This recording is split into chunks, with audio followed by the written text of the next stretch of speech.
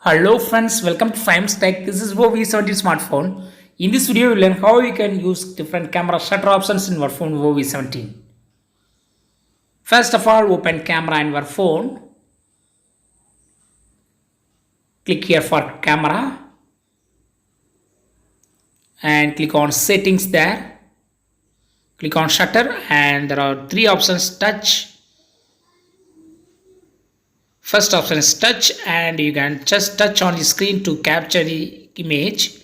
See here, yes, photo is taken while you touch on the screen. And again I go to the same settings and click on shutter, and next is voice. If you say cheese, it will take cheese, cheese.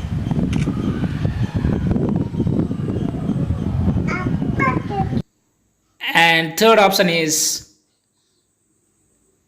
palm, that is you have to show your palm on the screen. That's all friends, thanks for watching, bye.